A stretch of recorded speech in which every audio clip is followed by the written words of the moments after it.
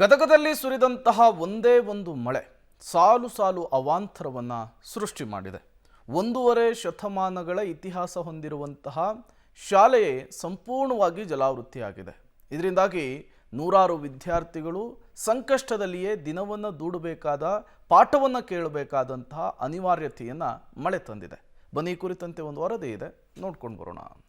1.5 ದಶಕದ ಸರ್ಕಾರಿ ಶಾಲೆ ಬಗ್ಗೆ ನಿರ್ಲಕ್ಷ್ಯ ಆರೋಪ. ಶಾಲೆ ಆವರಣವನ್ನು ಆವರಿಸಿದ ಮಳೆರಾಯ. ರಸ್ತೆ ಪಕ್ಕದಲ್ಲಿ ಕೂತು ವಿದ್ಯಾರ್ಥಿಗಳ ಪಾಠ ಪ್ರವಚನ. ಇದು ಗದಗ ನಗರದ ದತ್ತಾತ್ರೇಯ ರಸ್ತೆಯ ಸರ್ಕಾರಿ ಮಾದರಿ ಹಿರಿಯ ಪ್ರಾಥಮಿಕ ಕನ್ನಡ ಗಂಡು ಮಕ್ಕಳ ನಂಬರ್ 1 ಶಾಲೆ. ಮಳೆ ಬಂತಂದ್ರೆ ಸಾಕು, ಈ ಶಾಲಾ ಆವರಣ ಜಲಾವೃತವಾಗುತ್ತೆ. ಶಾಲೆ ಮುಂದಿನ ಚರಂಡಿಯ ಕಲುಷಿತ ನೀರು ಆವರಣಕ್ಕೆ ನುಗ್ಗಿ ಮಕ್ಕಳು, ಶಿಕ್ಷಕರು ಪರದಾಡುವಂತಾಗುತ್ತೆ. ಅದೇ ರೀತಿ ನಿನ್ನೆ ಸುರಿದ ಧಾರಾಕಾರ ಮಳೆಯಿಂದ ಚರಂಡಿ ನೀರು ಶಾಲಾ ಆವರಣಕ್ಕೆ ನುಗ್ಗಿದೆ. ಇದರಿಂದ ಮಕ್ಕಳು ಒಳಗೆ ಹೋಗಲಾಗದೆ ಶಾಲೆ ಎದುರಿನ ಕಾಂಪ್ಲೆಕ್ಸ್ ಕಟ್ಟೆ ಮೇಲೆ ಕುಳಿತು ಪಾಠ ಕೇಳುವಂತಾಗಿದೆ. ಇನ್ನು ಈ ಶಾಲೆ 1856ರಲ್ಲಿ ಸ್ಥಾಪನೆಯಾಗಿದ್ದು 1.5 ಶತಮಾನದ ಶಾಲೆ ಆಗಿದೆ. ಮಕ್ಕಳನ್ನ ರಸ್ತೆ ಪಕ್ಕದ ಕಾಂಪ್ಲೆಕ್ಸ್ ಮೆಟ್ಟಿಲು ಮೇಲೆ ಕೂರಿಸಿ ಪಾಠ ಮಾಡುವ ಅವಶ್ಯಕತೆ ಏನಿತ್ತು? ಸರ್ಕಾರಿ ಶಾಲೆಗಳನ್ನ ಸರ್ಕಾರ ಯಾಕೆ ನಿರ್ಲಕ್ಷ್ಯ ಮಾಡ್ತಿದೆ ಅಂತ ಸ್ಥಳೀಯರು ಆಕ್ರೋಶ ವ್ಯಕ್ತಪಡಿಸಿದ್ದಾರೆ. ಪ್ರಥಮ ಸ್ಕೂಲು, ಅತಿ ಪುರಾತನ ಸ್ಕೂಲು, 1ನೇ ನಂಬರ್ ಸ್ಕೂಲು, 175 ವರ್ಷಗಳ ಹಿಂದೆ ಸ್ಥಾಪನೆ ಆದಂತ ಸ್ಕೂಲು. ಅವತ್ತಿನ ಕಟ್ಟಡ ಹಾಗೇ ಇದೆ. ಇದು ರಸ್ತೆಗಿನ ತಳಮಟ್ಟಕ್ಕೆ ಹೋದ ಕಾರಣ ಇಲ್ಲಿ ಗಟರ್ ನೀರು ಬರ್ತಾ ಇದೆ. ಮೇಲ್ಗಡೆನೂ ಬಹಳಷ್ಟು ಸೋರ್ತಾ ಇದೆ ಸರ್. ಮತ್ತೆ ಒಳಗ ಶೀತಲಷ್ಟು ಆಗಿದೆ ಕಟ್ಟಡ. ಹೊರಗಿನ ಕಲ್ಲಿನ ಕಟ್ಟಡ ಚೆನ್ನಾಗಿದೆ. ಮಳೆ ನೀರು ಬಂದು ಗಲೀಜಾಗ್ತಾ ಇದೆ. ಮಕ್ಕಳು, ಪೋಷಕರು ಮಕ್ಕಳಿಗೆ ಶಾಲೆಗೆ ಕಳಿಸ್ತಾ ಇಲ್ಲ. ಮಕ್ಕಳು ಇಲ್ಲಿ ರಸ್ತೆ ಪಕ್ಕ ಕುಂತು ಮುಖ್ಯ ಶಿಕ್ಷಕರು ಪಾಠ ಮಾಡಿಸಿದ್ರು. ಶಿಕ್ಷಣ ಸಚಿವರಾಗಿರ್ಬೋದು, ಜಿಲ್ಲಾ ಉಸ್ತುವಾರಿ ಸಚಿವರು ಈ ಒಂದು ಶಾಲೆ ಬಗ್ಗೆ ವಿಶೇಷವಾಗಿ ಗಮನವನ್ನು ಕೊಟ್ಟು ಈ ಒಂದು ಸ್ಕೂಲನ್ನು ಜೀರ್ಣೋದ್ಧಾರ ಮಾಡಬೇಕಂತೇಳಿ ಈ ಮೂಲಕ ಹೇಳ್ತಾ ಇದ್ದೀನಿ. ಈ ಶಾಲೆಯಲ್ಲಿ 1ರಿಂದ 7ನೇ ತರಗತಿವರೆಗೆ ಸುಮಾರು 60ಕ್ಕೂ ಅಧಿಕ ಮಕ್ಕಳು ಶಿಕ್ಷಣ ಪಡೆಯುತ್ತಿದ್ದಾರೆ. ಪ್ರತಿ ಬಾರಿ ಮಳೆಯಾದ್ರೆ ಸಾಕು, ಶಾಲಾ ಆವರಣಕ್ಕೆ ಯಥೇಚ್ಛವಾಗಿ ನೀರು ನುಗ್ಗುತ್ತೆ. ತಗಡಿನ ಮೇಲ್ಛಾವಣಿ ಸಹ ಸೋರುತ್ತವೆ.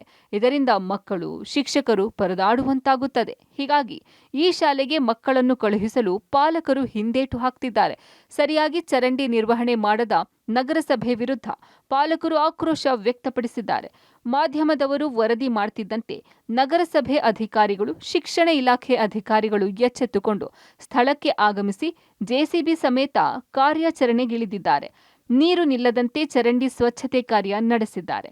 ಸ್ಥಳಕ್ಕೆ ಗದಗ ಶಹರ ಬಿಇಒ ಭೇಟಿ ನೀಡಿ ಪರಿಶೀಲಿಸಿದ್ದು, ಸದ್ಯದ ಮಟ್ಟಿಗೆ ಪಕ್ಕದ ಹೆಣ್ಣು ಮಕ್ಕಳ ಶಾಲೆಗೆ ಈ ಮಕ್ಕಳನ್ನ ಸ್ಥಳಾಂತರ ಮಾಡಲಾಗಿದೆ. ಇದು ಹಲವು ದಿನಗಳಿಂದ ಇದ್ದಂಥ ಸಮಸ್ಯೆ ಆಗಿತ್ತು. ತೊಂದರೆ ಆದಾಗೆಲ್ಲ ಅದನ್ನ ಸ್ವಚ್ಛ ಮಾಡ್ತಿದ್ರು. ಬಟ್ ಬ್ಲಾಕೇಜ್ ಆಗಿ ಮತ್ತೆ ತೊಂದರೆ ಆಗ್ತಾ ಇತ್ತು. ಈ ನೆಲೆಯಲ್ಲಿ ಇವತ್ತು ಅಂತಿಮವಾಗಿ ಅದು ನಿರ್ಣಯ ಮಾಡಿ ಅದನ್ನು ಸರಿಪಡಿಸುವಂಥ ವ್ಯವಸ್ಥೆ ಮಾಡಿದ್ದಾರೆ. ಈ ಸದ್ಯ ನಾನು ರೆಗ್ಯುಲರ್ಸ್ ಆಗಿ ವಿಸಿಟ್ ಮಾಡ್ತಾ ಇದ್ದೀನಿ ಸರ್. ಆ ತಗಡಿಂದ ಇದೆ ಅದು ಜೋರಾಗಿ ಮಳೆ ಬಂದಾಗ ಮಾತ್ರ ಆ ರೀತಿ ಆಗುತ್ತೆ. ಬಟ್ ಅದನ್ನು ಹೊರತುಪಡಿಸಿದ್ರೆ ನಾವು ಇನ್ನೂ ಚೆಕ್ ಮಾಡ್ತೇವೆ. ಗಂಭೀರ ಸಮಸ್ಯೆ ಇದ್ದರೆ ತಕ್ಷಣ ಅದನ್ನು ಕ್ರಮ ತಗೋತೀವಿ. ಇಲ್ಲಿ ಪಕ್ಕದಲ್ಲೇ ಒಂದು 10 ಮೀಟರ್ ವ್ಯಾಪ್ತಿಯಲ್ಲಿ ನಮ್ಮ ಪಕ್ಕದ ಇನ್ನೊಂದು ಶಾಲೆ ಇದೆ. ಆ ಶಾಲೆಯಲ್ಲಿ ಅವಕಾಶ ಇದೆ. ಅಲ್ಲೇ ನಾವು ಬೋಧನಾ ಕಲಿಕಾ ಪ್ರಕ್ರಿಯೆಗೆ ಅನುಕೂಲ ಮಾಡಿಕೊಟ್ಟಿದ್ದೀವಿ ಸರ್. ಆ ನಗರಸಭೆ ಗಮನಕ್ಕೆ ತಂದ್ವಿ ಸರ್. ಇದು ಮೇಲಿಂದ ಮೇಲೆ ಈ ರೀತಿ ಸಮಸ್ಯೆ ಆಗುತ್ತೆ ತಂದಿದ್ದಕ್ಕೆ ಸಿಬ್ಬಂದಿ ಕೂಡ ಬಂದಿದ್ದಾರೆ, ಸ್ವಚ್ಛ ಮಾಡಿದ್ದಾರೆ. ಒಟ್ಟಾರೆ ಗದಗ ನಗರದ ಐತಿಹಾಸಿಕ ಸರ್ಕಾರಿ ಮಾದರಿಯ ಶಾಲೆಯ ಸ್ಥಿತಿ ಶೋಚನೀಯವಾಗಿದೆ. ಸರ್ಕಾರಿ ಶಾಲೆ ಉಳಿಸಬೇಕು, ಬೆಳೆಸಬೇಕು ಅಂತಾರೆ. ಆದ್ರೆ ಅದು ಮಾತಿಗೆ ಸೀಮಿತವಾದಂತಿದೆ. ಅಧಿಕಾರಿಗಳು, ಜನಪ್ರತಿನಿಧಿಗಳು ಇತ್ತ ಗಮನ ಹರಿಸಿ ಶಾಲೆಗಳನ್ನ ಉನ್ನತೀಕರಿಸುವ ಮೂಲಕ ಸರ್ಕಾರಿ ಶಾಲೆ ಉಳಿಸಿ ಬೆಳೆಸಲಿ ಎಂಬುದು ಪಬ್ಲಿಕ್ ಒತ್ತಾಯವಾಗಿದೆ. Bhimanagouda, public TV, Gadag.